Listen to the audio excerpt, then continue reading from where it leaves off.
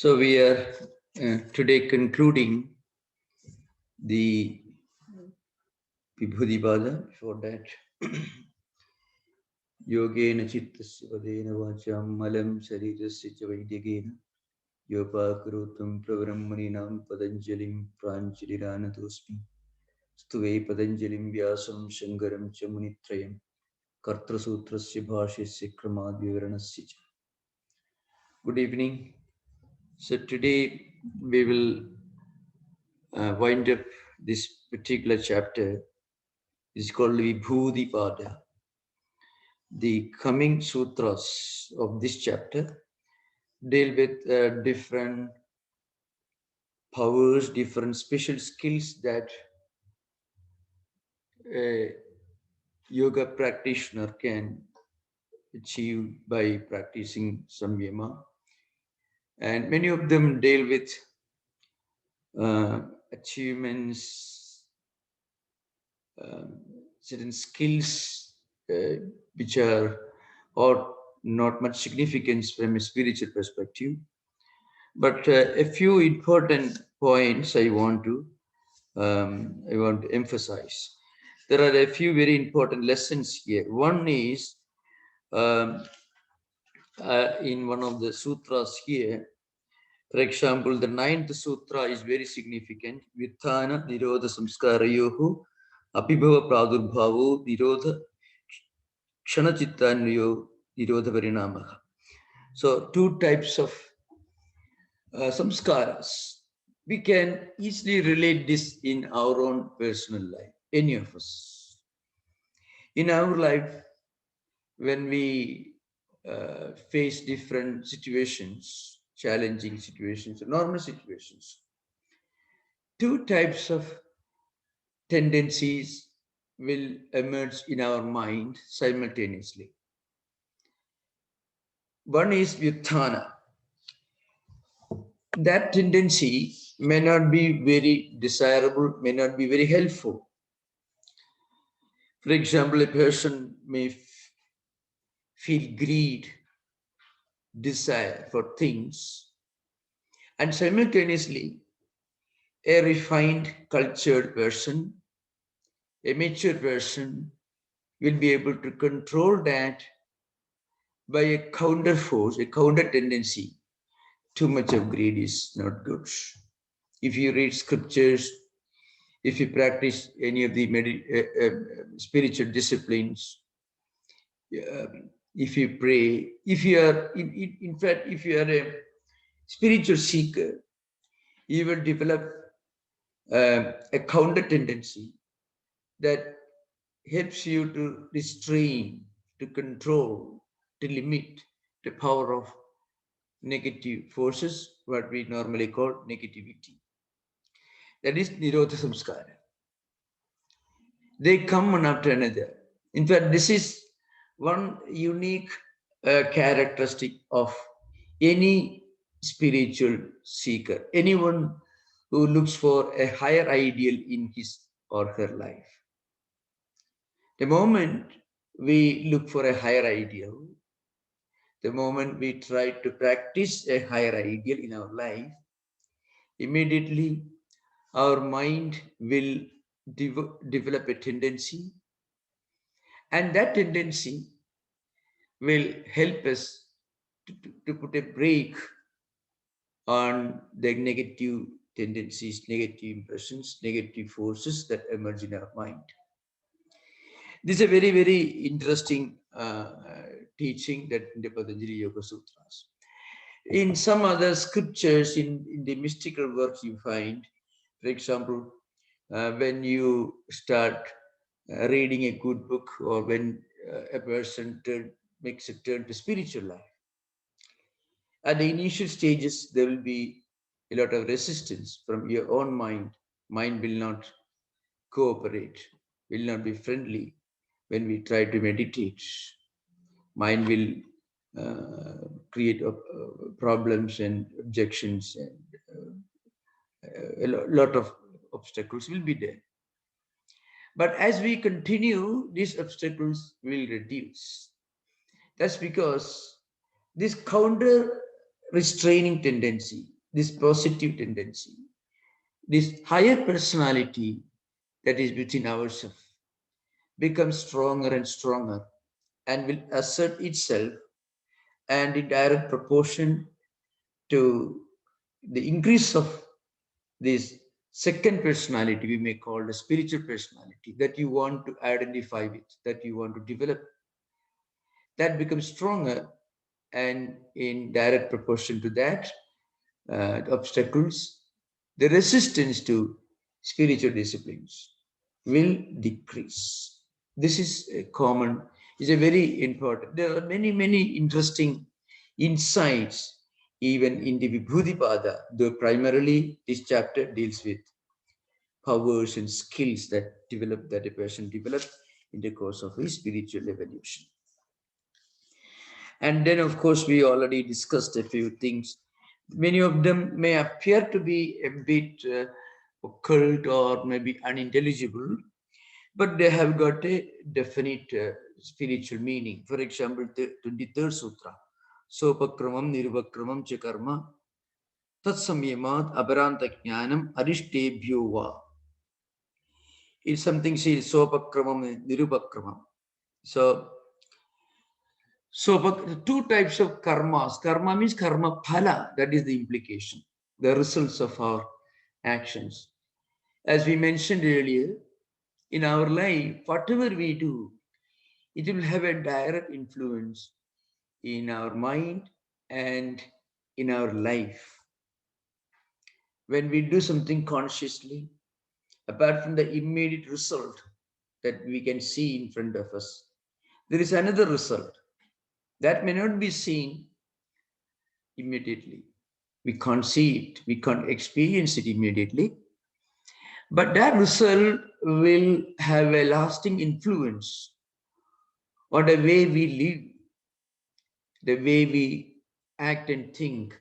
It will have a lasting influence on our mind. We cannot do anything consciously without that activity leaving some mark, some influence on our mental system.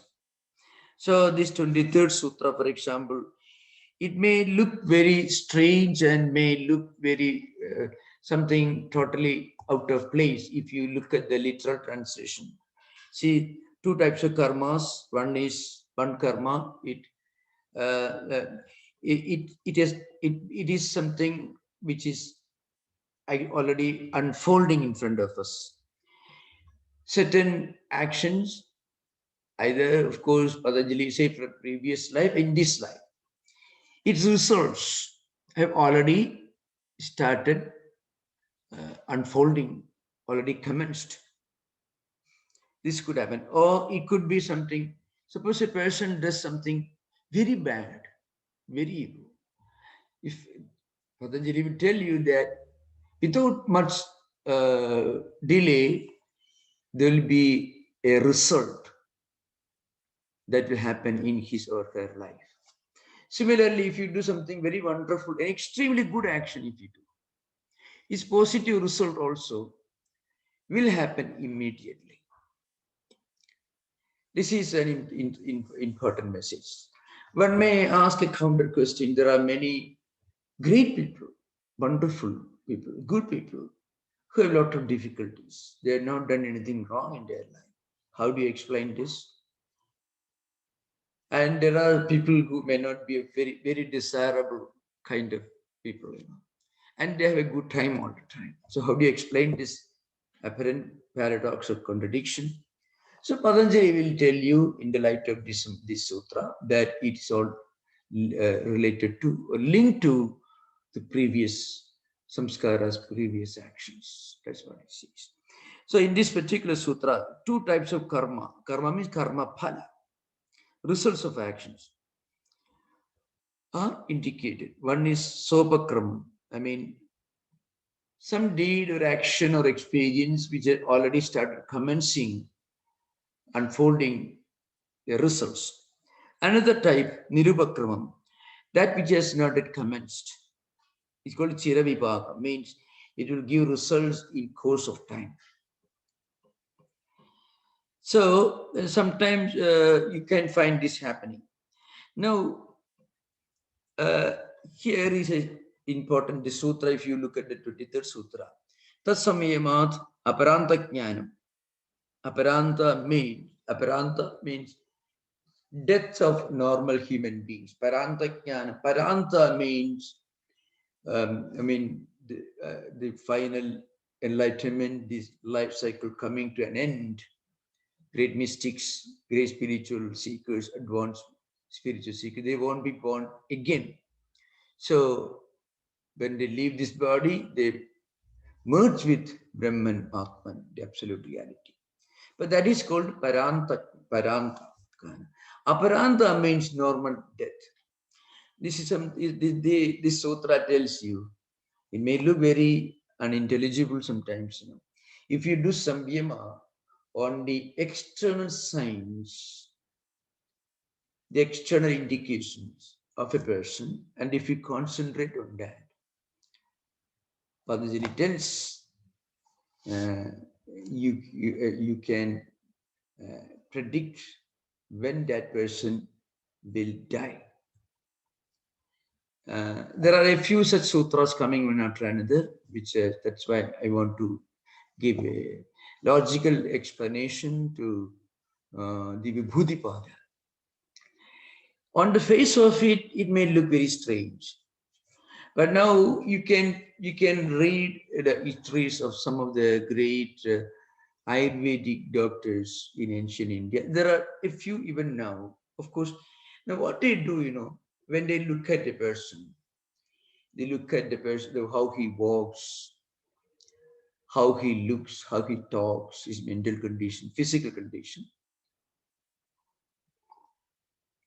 Through this multiple analysis, they make a very logical conclusion. The way a group of doctors conferring together, coming to a conclusion as to a patient's lifespan. Similarly, a yogi can do the same power, same analysis, not at the external level, but at the internal level. He will study, he will observe, he concentrate. So a human mind has this strange power. In a human mind, its power, all these are still being studied. With all modern science and technology, many psychologists say that we are able to actually make use of only a tiny fraction of the real potential of our own mind. Our mind is far much more potential. Look at the way humanity, we were living, let's say, 600 years back, with the technology and science available, let us say, in 13th century, 14th century AD. Compared to that, we have made a lot of progress. This progress was made possible because we are tapping into deeper and deeper sources of our own mind. So the science and technology and all the developments after all were the products of concentration. Man's ability to concentrate on things, of course, done at the external level, material level. So you make use of every conceivable power of nature. And through this power of concentration, we develop modern science and technologies. Like that, there is a way of making use of our mind at the internal level. So, one of the skills that a yogi develops is the ability to predict a person's death, his own death and the other people's death. Arishtebhyo means Arishtebhya here means certain signs or indications based on certain scriptures. Of course, there are quite a few Sanskrit books we don't know historically, but they're all ancient books, Samudrika Shastra, which is really a huge science dealing with the external science of human physiology, external expressions, and so on. So anyway, that's a different subject. So from this, a person, a yogi, using his power of concentration, can make predictions. That is the implication of the 23rd Sutra. Now the Sutra continues, Maitriyadishu Belani. Similarly, if a person concentrates on these signs of human interaction, Maitri, Karuna, Mudda, Ubeksha means we should be friendly with people who are like us, and we should be compassionate towards those who are not as fortunate as us. And also, we should be able to appreciate when we meet people who are happier and who are more successful in spiritual life than ourselves. At the same time, we should keep a long distance from people who may be a source of negative ideas, whose presence and words can sometimes disturb our own mind, our own convictions, spiritual convictions. So we should keep a long distance. Maitri, Karuna, Mudita, Lubeksha. In other chapters, maybe in the Sadhana Pada, Patanjali discusses the same idea as a way of interacting with people around us so that we will be always in a state of Chitta Prasada. So these are some of the important lessons that we have learned in the Vibhuti Pada. Very, very important chapter. In fact, if you look at them, you can see Patanjali is very, very logical. Even this idea of samyama. What is samyama? You look at something and then you look more closely. And then you think. And when you think, you will be able to get an idea of many more dimensions of what you are concentrating upon. The pure art of concentration itself can produce and generate many things. As I mentioned earlier, modern civilization is the fruit of man's ability to use the deeper powers of his own mind. These powers are not visible on the surface. When we do samyama or concentration, that the powers which are at the lower layers of our own mind will come to the surface, and we use that power to manufacture planes, ships, rockets, spaceships, and many things. It's all power of man's ability, our human ability to go deeper into the layers of our own mind, making use of these hidden, invisible sources of powers which lie at the deep, lower layers of our own mind. So with this, I conclude the Vibhudipada. And at some point, if you have got more doubts, you are most welcome to discuss this.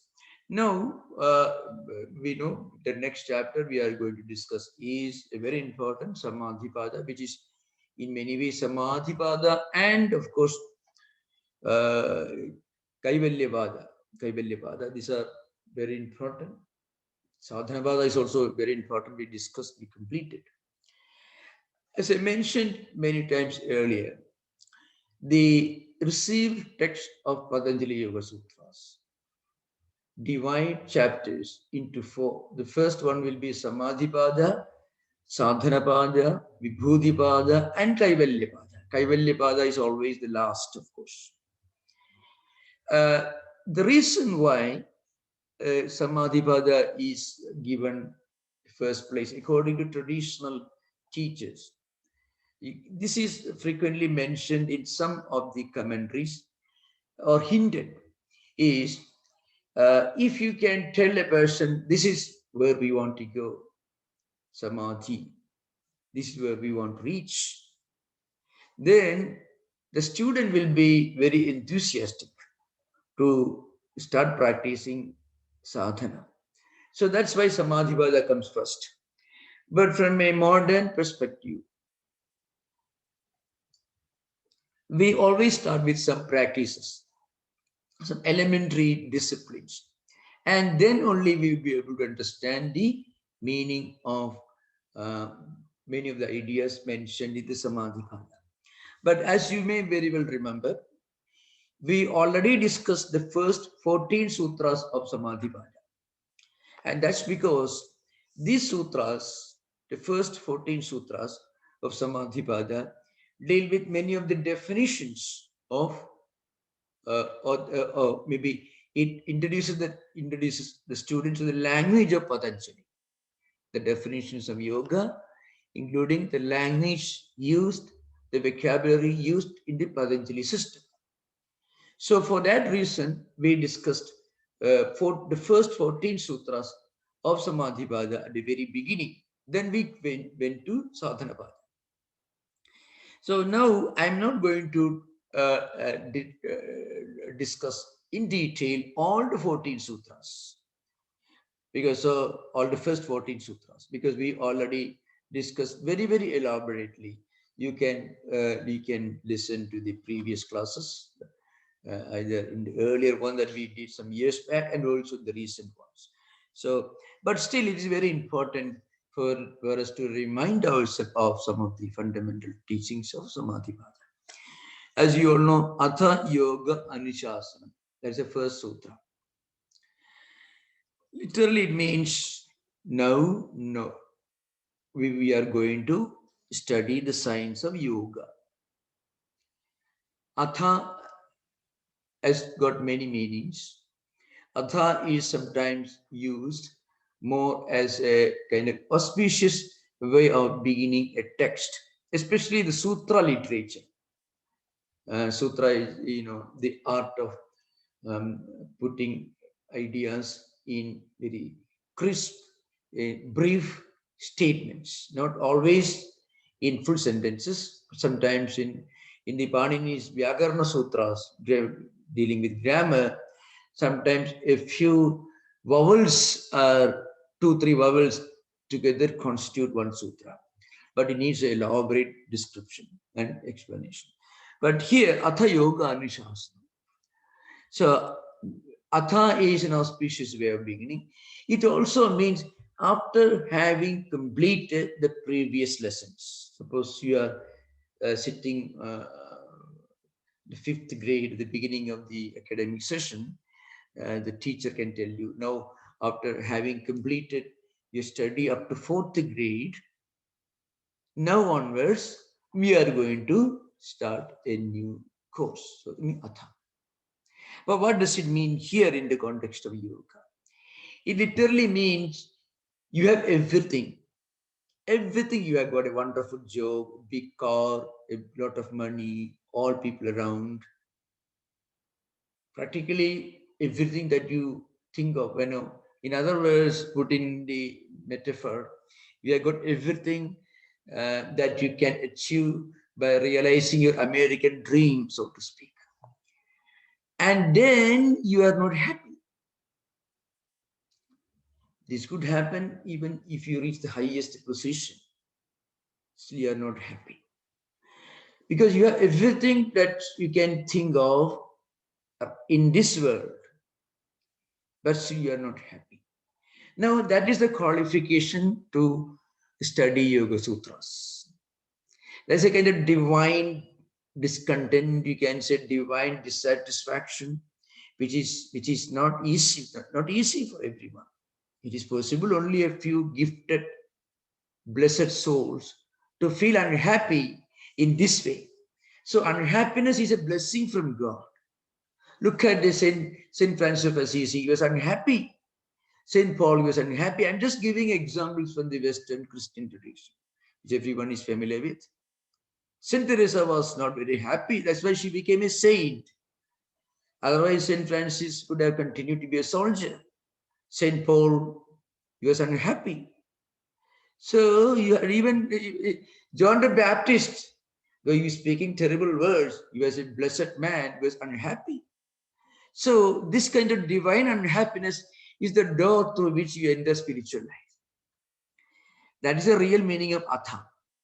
Now onwards means after having exhausted all other avenues for enjoying, for experiencing real joy and happiness, I am turning my inquiry into something transcendental.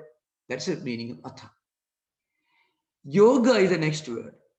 Now, the yoga, it should be understood very clearly at this stage.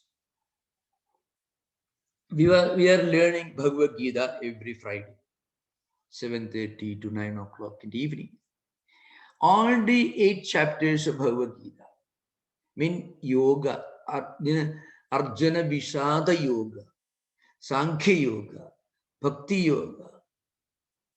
And you can find, so all these yogas are mentioned. Moksha Sannyasa Yoga, Dhyana Yoga. So there is one yoga in Gita and another yoga in Patanjali. So what is the difference? So this we understood very clearly, that if there is a clear-cut line of demarcation between the word yoga used in the context of Arjuna, Bhagavad Gita chapters, and also in the context of Karma Yoga, Jnana Yoga, Bhakti Yoga, and so on. That's because there are two roots in Panini's grammatical system. Go to Dhatu Kosha, Dhatu Patha, Panini's.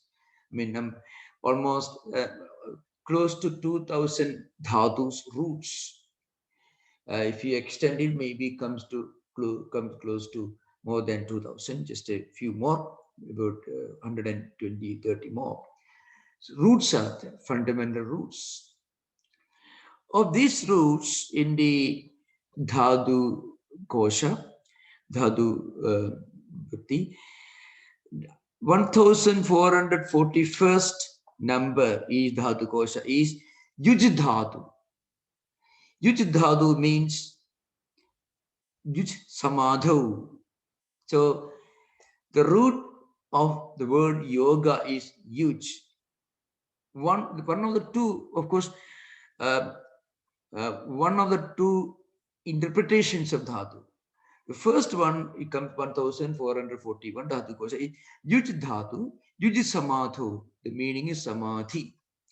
That's the sense in which Patanjali uses the word yoga in Atha Yoga Anushasana. Samadho. That's all. The reason is Patanjali himself defines yoga is yogaha chitta vritti nirodha. In other words, samadhi or yoga is nothing but the art and science of restraining, going beyond, transcending vrittis. Vrittis in the layman's language, we can say, our different tendencies, impressions, and so on. Because they go on moving, mind, the tendencies, emotions keep moving all the time. The wavering mind, one after another. Mind is, stream consciousness. The consciousness is not in the C capital letter consciousness. I mean, this awareness of different objects which create vrittis, vasanas, and samskaras, impressions, and tendencies. They come and go. Now, all these should be restrained, transcended through nirodha. So, yogaha chitta vritti nirodha. This is one interpretation of the root yuj samadho, and which implies samprajnata samadhi and asamprajnata samadhi, broad divisions. Samprajnata samadhi means samadhi or chitta vritti nirodha with a focus. Asamprajnata samadhi means the same samadhi without a focus, without an object. So that is the sense in which Patanjali uses the word yoga in the Atha Yoga Anushasana. Now we are going to study, teach, or discuss. Anushasana means Shastra Anusishyate Anena iti, that by which something is taught, expounded, discussed, understood. That is Anushasana. Of course, by context, I can also say a few things about the other yoga implication. Means Yujir Yogi, that is the meaning of the same root, but appears in 1443.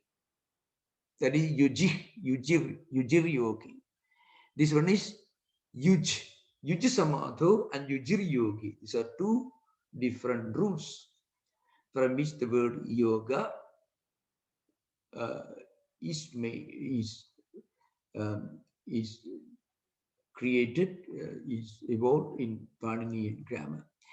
That means yoga. That means Jiva Brahma Aikyam. In the Bhagavad Gita, every one of the 18 chapters takes you one step closer to the ultimate spiritual realization, which is union with the universal spiritual reality, absolute reality. So, in that sense, the word yoga is used in the Bhagavad Gita. So, this is the first sutra, which we already discussed sometime in the earlier sessions. So, this is one.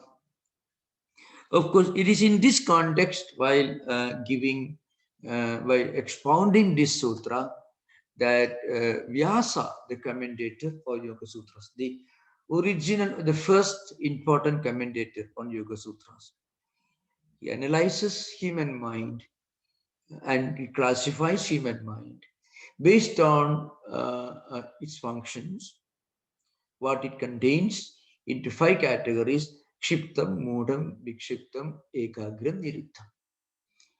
A state where mind is restless, Mudam means mind is dull, it is restless but it's also dull.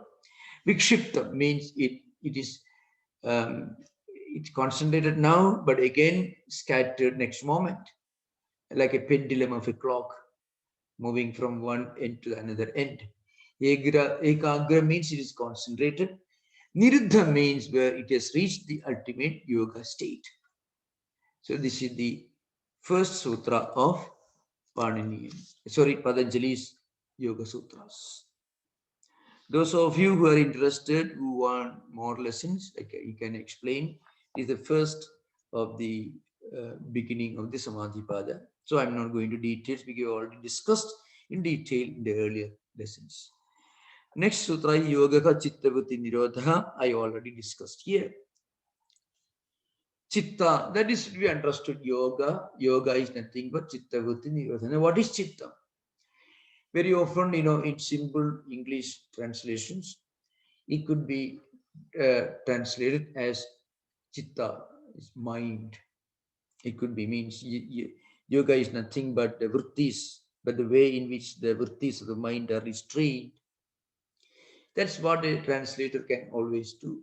But Chitta here doesn't mean mind alone. It can be better translated into the mind system or the mental world of human mind. That is Chitta, which includes awareness, memory, the accumulated tendencies and impressions, a sense of identity, how we identify ourselves with different events, with our own personal identity.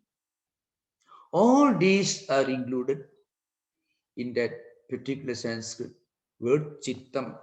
That's how this great Vajaspati, who wrote Tattwamayananda, well-known book in the yoga tradition, he says Chitta Shabdena Antakaranam Buddhim Upalakshati. So he uses a very interesting mechanism which is normally employed by the commentators of Sanskrit texts in all traditions in Sanskrit text. So he says Chitta Shabdena Antakaranam Buddhim Upalakshati. It means by the word Chitta, intellect, mind, memories, all these are implied. Why Upalakshari means when you say something, you mean something much more than what your word literally indicates. That's what it means. So when you say something, a dull person will take it literally, but an intelligent person will take it in the real sense in which you actually employ it. So of course, in Sanskrit tradition, there is a funny way of explaining this mechanism. It's very humorously taught in the traditional circles. So there is a His story goes like this, a mother asked a child to sit at the doorstep. And asked the child, gave him a small stick with a pot of dathi means yogurt, you may call it, Western world, yogurt. Indian yogurt, you may call it, dathi. So pot of dathi was kept there. In the early morning, it will be exposed to the mild sunlight. Then it is said it will improve its quality.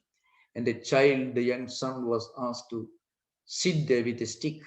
So crows will come and eat. So you should protect this dathi, this yogurt from crows. Suppose the child thinks, well, I would protect it from crows, but I won't mind if somebody takes it and steals. So dog comes and eats that. I won't have problem. Only I'm expected only to protect it from crows. But the mother actually means you should protect it from everyone. Even if an elephant comes, you should shout so that the elephant will not take it away. Not only crows. So that is Upalakshana. It's called Upalakshana Nyaya, means the method of um, understanding something through its extended implications. Kakebhyo dadi rakshatam. That's the idea. So through that interpretation, employing that mechanism, so the Vajaspati Misra in Tattwamayananda, he says, we should understand by the word chittam not only mind, but also all the extended faculties of the mental world, intellectual, emotional, attitudinal, all should be included as implied by the word chitta. So you have chitta vritti. What is chitta vritti? So vritti, it may be translated, that's the only way to translate, as waves. There's a reason why it is translated into the English word waves. The waves keep coming and going. They are there, but they are not there. The waves have no real existence independent of the ocean. But for the time being, you will see a distinction between the ocean and the wave. That distinction is only imaginary. Suppose there is a 30 feet high wave, certainly that part of the ocean which has formed a 30 feet tall wave is distinct and different from the calm, quiet ocean that you normally mean when you use the word ocean. But really speaking, that wave has no independent existence. Similarly, our mind is always throwing up these waves. But the real nature of the mind is that it is really calm and quiet. So our actions, every kind of action, a deed, physical action, a word we speak, a thought we think, all can create and leave in our mental world its mark, an impact. It will remain there. Some of them last for long, some of them won't last that long. From these waves, vritti, they call vrittis. From these vrittis, samskaras, vasanas, impressions. Sanskrit words are used, samskara, vasana, sankalpa, and so on. All these are created from these waves. That's why the previous sutra in Vibhudipada we said, if we can do samyama on a person's attitudes and behavior patterns, that you can analyze. You closely observe how he acts and behaves, expression of the face. A trained person, this is used even modern, different professions, these techniques are systematically taught, which I'm not going to explain right now. But in the yoga system, it is used in a very in a sublime way. So by concentration, you can understand a person's life as a whole. So that's all because of that person's actions, thoughts, everything can leave a mark on his mind, and that will leave its impact on his face and his behavior patterns. Otherwise, there'll be no role for psychology and psychiatry in modern times because they're all making use of, in a way, they are using samyama in their own limited sense of the word. So that is vritti. Vritti is nothing but this, this chain of the impacts and effects of our own actions, behaviors, and so on. Nirodha. If we want peace of mind, we should transcend our own mind. Because if we identify ourselves with our mind, then every minute you're identifying yourself with a wave. That's what is happening. That's the actually that is a cause of a lot of problems of anxiety, depressions, phobias, many versions of many manifestations of schizophrenia, and different kinds of delusions, delusions of reference, delusions of grandeur, delusions of persecution. All these are actually linked to this false identity that we practice all the time, that we do all the time. We identify ourselves with every single thought current or wave that emerges in our mental system. If we can transcend these lower identities, then we be happy. That is the real purpose of yoga. That's why yoga chitta vritti nirodha. So yogi is a person who has got his mind well balanced, well integrated, well interconnected. He also lives in the world. He also experiences. He goes through different experiences, but he's not caught and he's not imprisoned.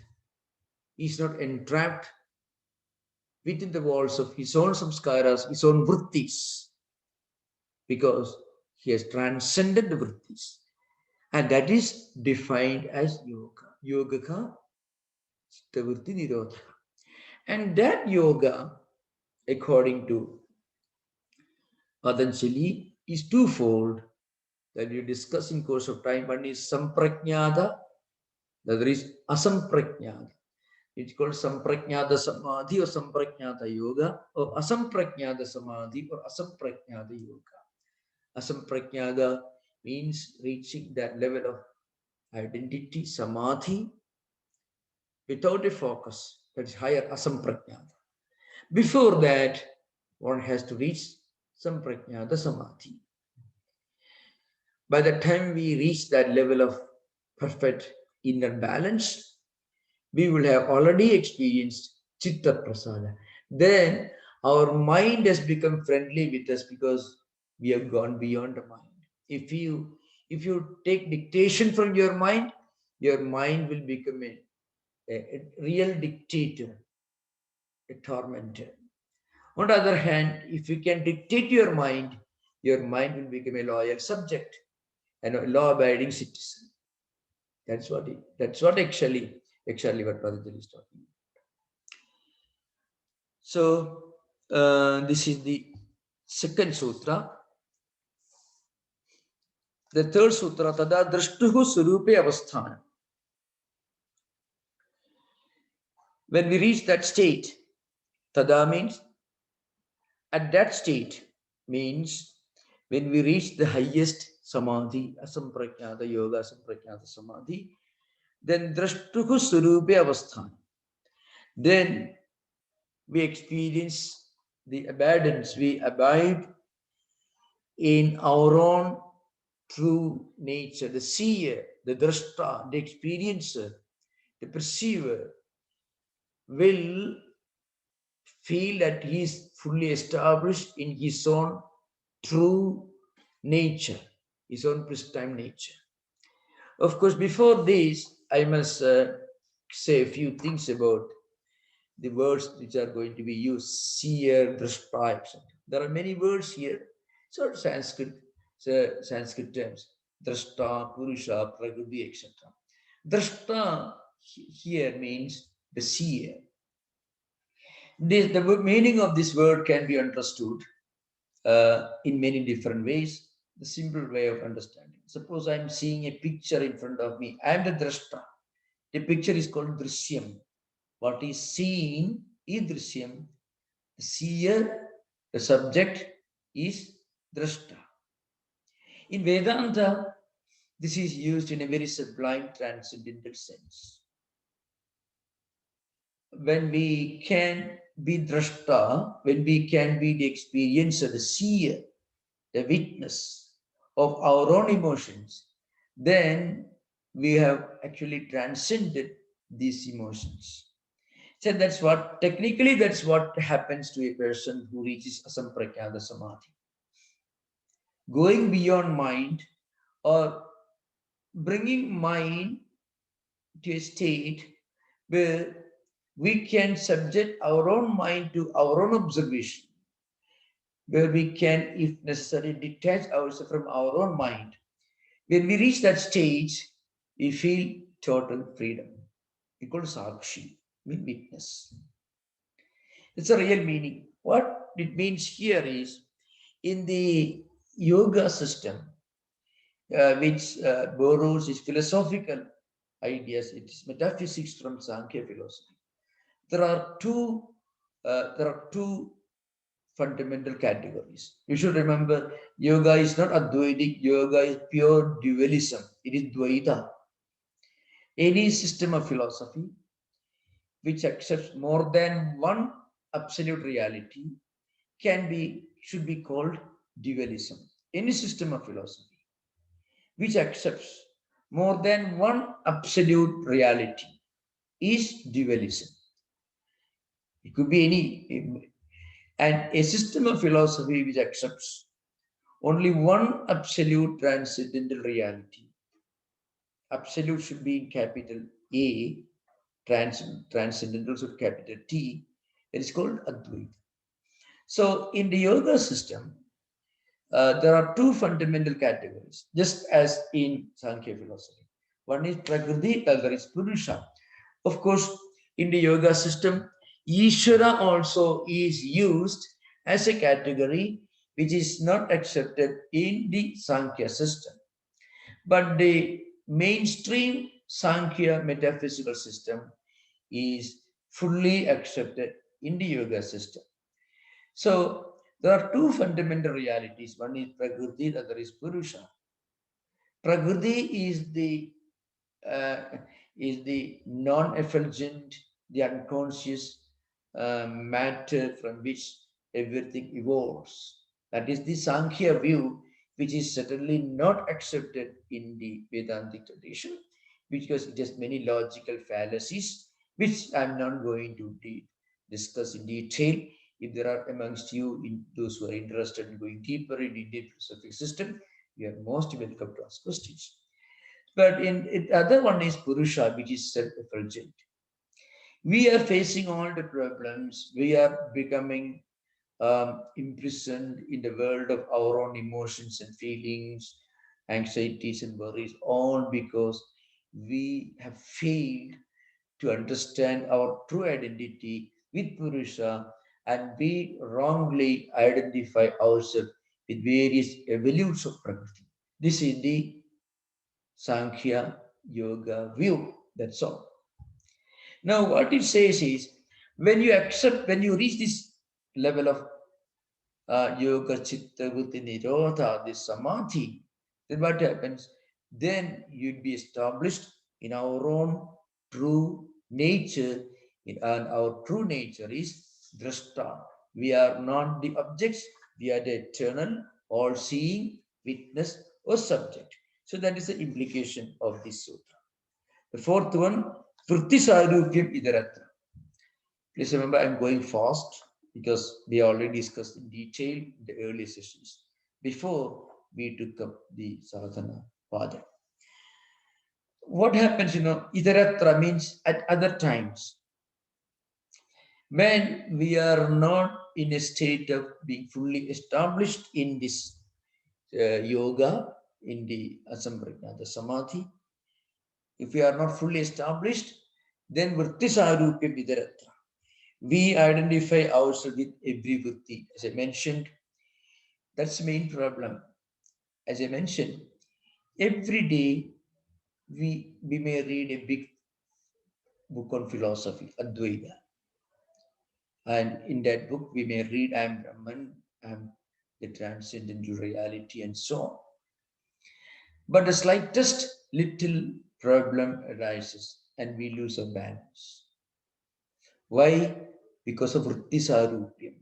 We identify ourselves with that vritti. Vritti means that some kind of thought currents, disturbing thought currents, the effect of some previous actions or experiences accidentally happen. Immediately we lose our sleep, we lose our balance, and that creates anxiety, worry, and stress. It doesn't mean that a yoga practitioner should be insensitive. He should be inactive. Not at all. That's not the purpose. Viveka Khyadi, the word is used in the yoga system in later sutras you find. When we reach that level of total and complete discerning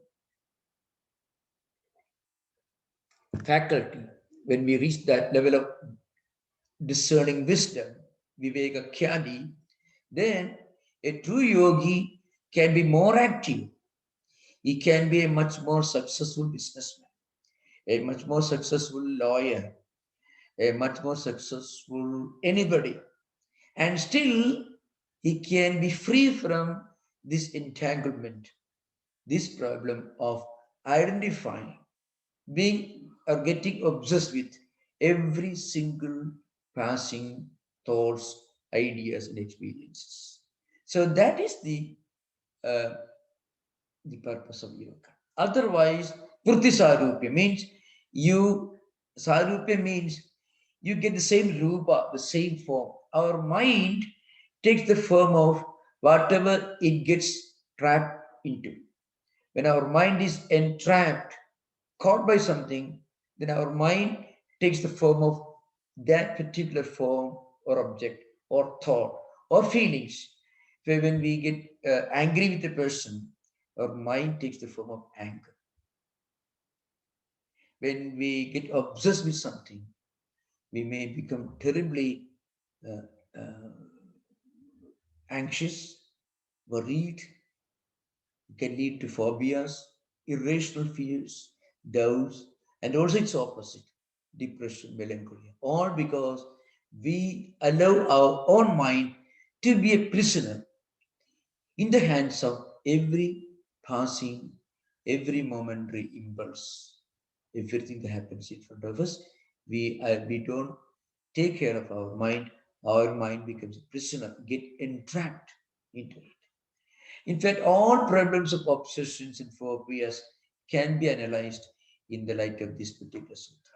Phobias especially. All phobias have some background or other with this adultery. Anyway, so I conclude now. Now you can have interaction, questions, most welcome. Hari Om Maharaj. Anyway. Maharaj, when you started with saying Atta Yoga Anushasanam, you Yeah. mentioned that people typically come from a place of great sorrow Yeah. for in this quest or the search. But then typically these practices are seen as extremely positive spiritual practices. So where does that positivity come from if they are already coming from a very negative place? Oh, yeah. Okay. Negative. Really, um, a desire for going, searching for a higher meaning in life. That's also one interpretation for Atha. When you look for a higher meaning. Okay. Now, in that look, in the search for higher meaning, there is an element of dissatisfaction. Okay. That dissatisfaction is not something scary. It is not something depressive. Actually, there's a great joy in feeling dissatisfied with all the greatest thing you have because you want to know more about what a great spiritual teaching contains. In that dissatisfaction, there's a great joy. This is a very interesting thing. I discussed this subject earlier. You know, many great spiritual seekers, they have to go through a difficult road, they have to go through difficulties. And they demonstrate a great power of mind, strong will. Where did they get this strong, healthy mind? Because when they were feeling, when they're looking for a higher meaning in life, in that search for a higher meaning, there is a great joy. That's an important thing to remember. Suppose a person is very greedy and he may be a billionaire, he may have lost $1 million and he becomes sleepless. There is a lot of misery in that. That is not the state of mind of a person. Well, let's say this Paul Brunton staying in New York. He wanted to read, wanted to go in search of some any great guru in India. And of course, he meets many people. He meets Paramahamsa Yogananda. He meets Yam Mahendranath Gupta, who is the chronicler of Sri Ramakrishna's teachings. He walks along with Yam on the banks of Ganga and Dakshineshwar. Yes, narrated all these things. But now, this man went to Madras, and there he was going in search of a guru. In fact, the Shankaracharya of Kanchi, Paramacharya, he directed him. I'm not his guru. You is somewhere Tiruvannamalai. Then he went to Tiruvannamalai. Now, do you think that Paul Brunton was weeping and crying the way a greedy person who has lost $1 million will be crying and weeping? He was in that search for a higher meaning in life. There's a great joy and happiness. I hope. Don't you agree with Vignesh? Yes, Maharaj. Yes, Maharaj. It's actually a very Actually, nice. it's a fact. So, in the search for higher meaning in life, there is a great joy in it. Yeah. That search is is totally free from any kind of misery, grief as we understand in normal empirical sense. See, Buddha left his kingdom in search of, and he went to Bodh Gaya, and I don't think he was crying and weeping, but he was looking for a higher meaning in life, really speaking. Shankaracharya left his home with 6-year-old, less than 7 years, and they walked apparently 1300 miles. That's in 8th century, early 8th century AD. Not something you can imagine. No roads, nothing. And he was not crying and weeping. He was going in search of his guru. Now, in this, see Vivekananda, look at me, Swami Vivekananda. He was a student, a university student, college student, going in search of a teacher who showed him the way to God. He was all joy and happiness. But then again, he was looking to fill up a gap in his life. I mean, to find a higher meaning, a transcendental meaning in life. So there is absolutely no misery, no negativity in it. There's a great joy in feeling dissatisfied if that dissatisfaction prompts you to look for something higher, a higher meaning in life. So it is an inquisitive itch more than a sorrow. Yeah. Really, in the word dukkha, understood in the Four Noble Truths, in Buddhism, the dukkha is frequently translated the sorrow, because the English word sorrow has got one meaning. There's always the problem of language. That's a very important problem in philosophy. Problem of language is something very important. So in Buddha, it's not dukkha. It is a gap that the seeker wants to fill. You feel a kind of inner incompleteness, inner imperfection. That's what is meant by dukkha in that the Four Noble Truths. There is dukkha. There is a explanation. There is a cause for dukkha. There's a way out of dukkha, and the way out of dukkha is there one. Fourth Noble Truth. So that dukkha, so that should be understood very clearly. Interestingly, you'd be surprised. In the early days, when Bible was for the first time, some parts of the New Testament were translated directly from Latin into an Indian vernacular. That happened, I think, the early 18th century. So that today, if you read that book, people will be shocked. For example, I can give an example where I'm coming from that part of the country where this translation actually took place. So give us a daily bread in the prayer, or God give us a daily bread. The bread in the Indian vernacular, they translated into something, some kind of a cake. Let's say some an exotic cake, So what they did, the word that they used to translate bread into Indian vernacular actually was the name of an exotic, highly nutritious, a precious thing that you can buy in some sweet shops in India. Now, suppose you pray to God, God, give me every day. You please give me, let's say, this kind of this cheap cake or chips cake or something. You are not asking for cake. You are asking for the bread, the meaning of life, the essence of life, the fundamental meaning of life. That's what it means. So translation can be something disastrous. So that translation, the original the manuscript is still often quoted to show to what extent translation can be terribly misleading. Interesting to see that you are mentioning translation, because I remember one of the Tamil translations of the Bible refer to scriptures as Vedam. And when someone reads, they would ask, what is Veda doing in the Bible? But it is a Yeah. translating difference over there. I can say the word that when it is translated into another vernacular language, in case the appam. Appam is something very exotic that you make it using a lot of ghee, sugar, all wonderful things. You don't ask God to give a wonderful, well-packed packet of cake every day morning. You're asking for the essence of life. What makes life livable? The spiritual essence. That's the main implication. So very often, the true implication of a word can be totally lost in translation. Anyway, good that you mentioned as another example. Okay, Thank thank you, you. Maharaj. Yeah. So, Pranam Maharaj.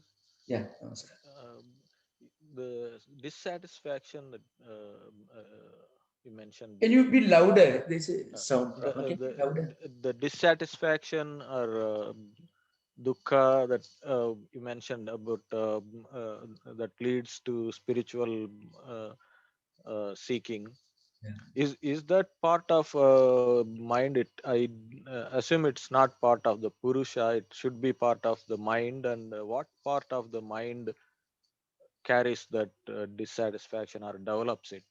Yeah. Mind.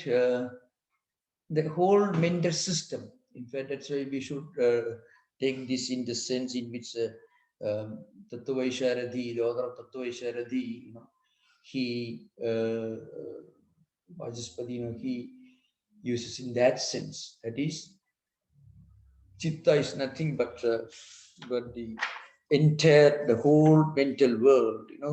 That is the whole mental system should be understood with the chitta. Chitta shabdena antakaranam buddhim upalakshati. That is Vajaspati says Tattvaisharati. So the entire internal mental system. Mean mana buddhi chitta ahankara. That is Sanskrit language. Antakaranam.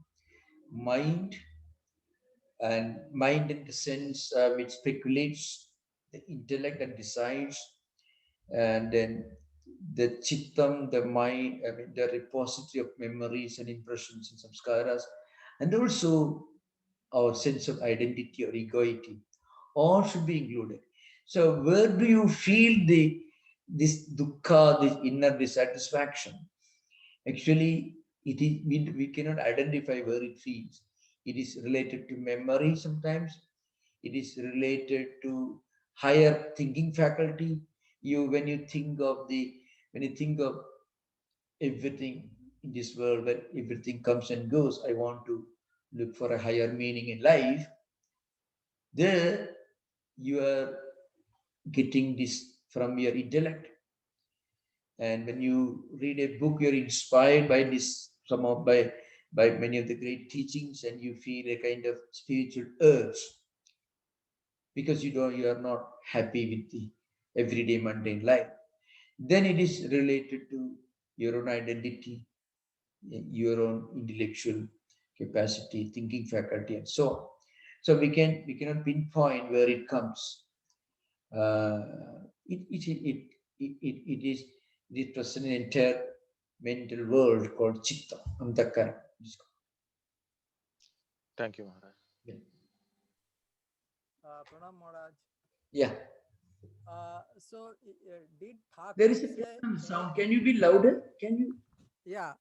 Did Thakur Uh, said anything about Shankha? Shankar. Shankha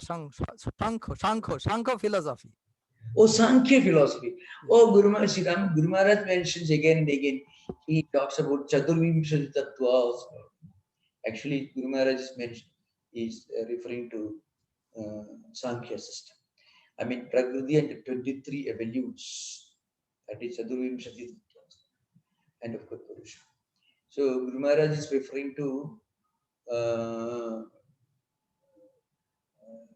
Chaturvimshati Tattvas. You say Brahman of Advaitins, Chaturvimshati Tattvas of Sankhyas, like that. There are a few, no, more than one references to Sankhya system. Not elaborate discussion, but there are, of course. Maharaj, question. Yeah.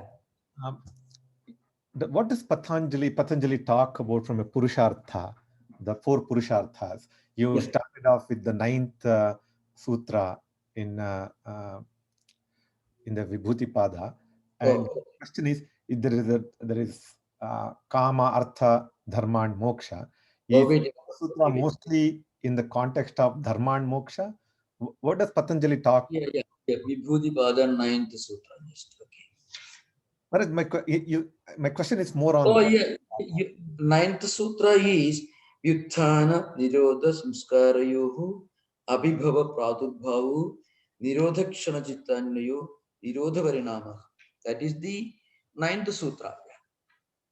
Yeah, you mentioned that you have to moderate desires. So that's where the question, I was having a similar conversation. Oh, yeah. Purushartha, according to Patanjali system, is yoga or samadhi.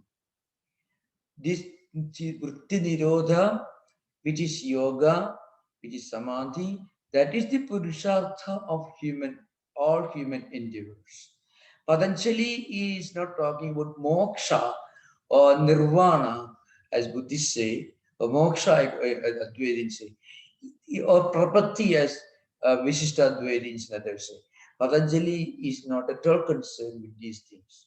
So this is an important point, remember. Patanjali system doesn't give much place to God.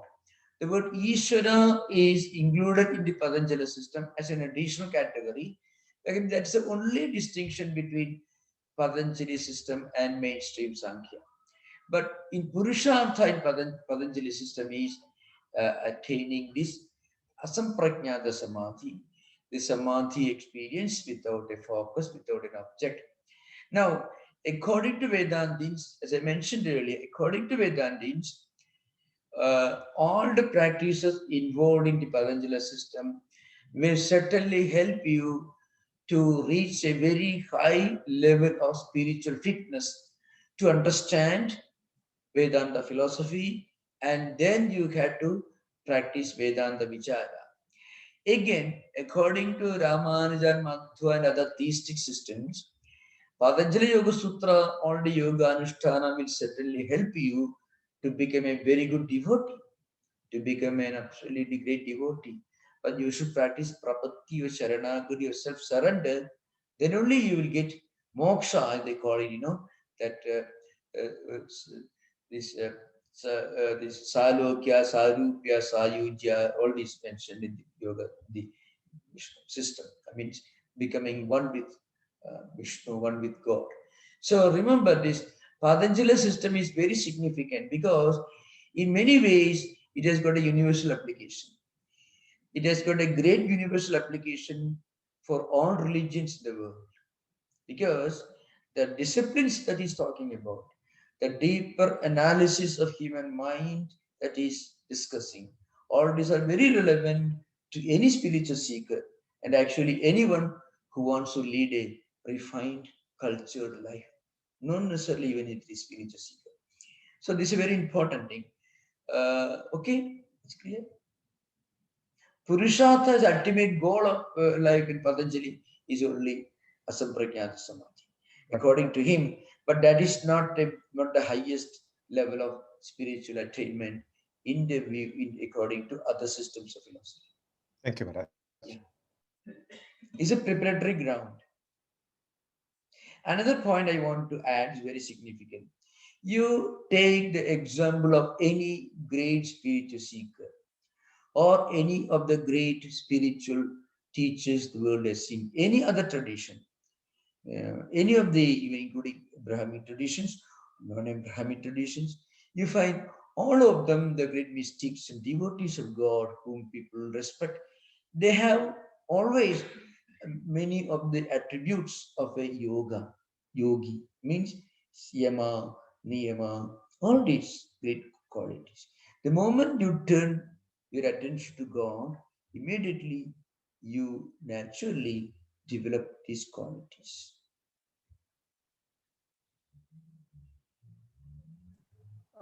Maharaj, It sound again, sound. oh, sound, yeah. So Swamiji wrote this Patanjali's Yoga Sutra explanation, Yeah. but he never mentioned anything about Thakur's experience there. Why is that?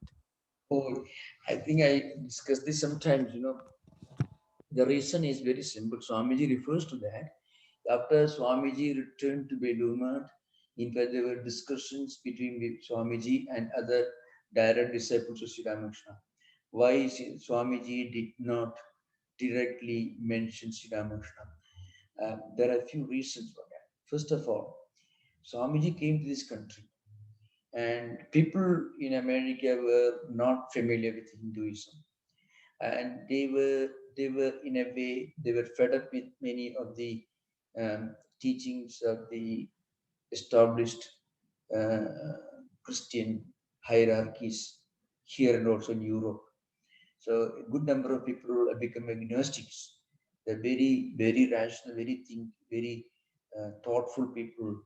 They were all looking for a higher universal value, a religion that did not accept boundaries, believers and non-believers, hell and hell, such things, They were highly evolved versions in 19th century.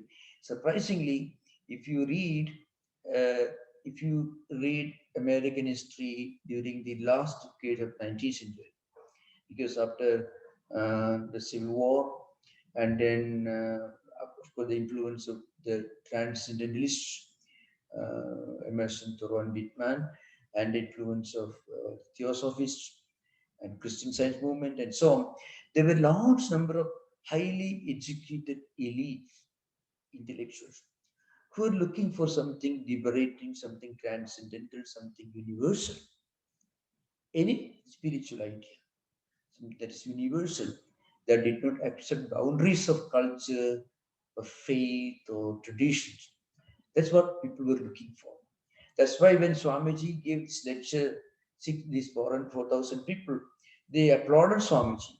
Swamiji became an instant celebrity in the Parliament region, in spite of the fact that he did not even officially bring a letter of introduction or recognition of any particular organization.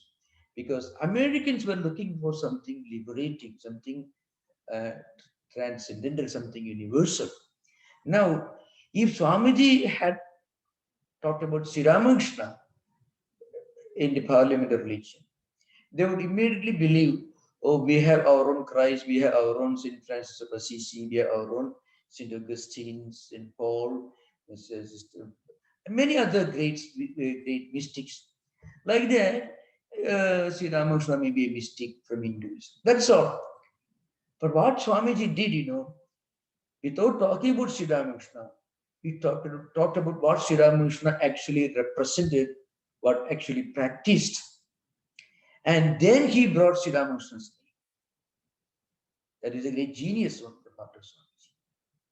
No, and not only that, Swamiji says Sri Ramakrishna accepted all religions, all religious teachers, all prophets. They were surprised. Here is somebody who talks about a religion and a spiritual teacher who absolutely have no problem, no quarrel with any tradition, any religion. There is something new to them. So Swamiji brought Sri Ramakrishna only much later. So Swamiji himself explains. Swamiji was a very intelligent person. And he knew what Americans were looking for. They were looking for, they were all for some kind of universal spiritual idea. That's something very interesting. And they had no quarrel with science and technology, no quarrel with reason, no quarrel with anybody, just essentially positive. So throughout his lectures, he gives the portrayal of a great spiritual universal ideal, which can unify humanity, which can give them a very sublime spiritual ideal. That's very important. And later, when Swamiji had to talk to some of the great American Vedantins, like this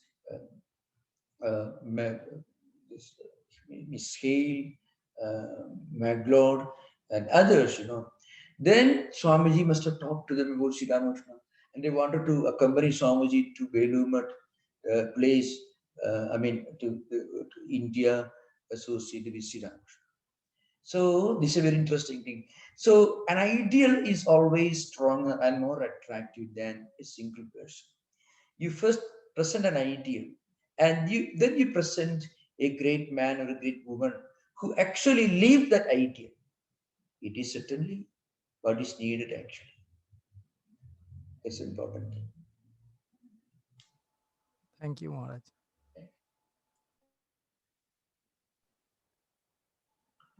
So thank you for the wonderful questions. I think if you don't have no more questions, Maharaj. Okay, most welcome, please. No more questions, Maharaj. Okay, thank you. Om Shanti Shanti Shanti Harihi Om Tatsat Sri Ramakrishna Pranamastu. Namaskar. Thank you, Maharaj. Pranam Maharaj. Thank you. Thank you, Swamiji. Thank you, Maharaj. Thank you.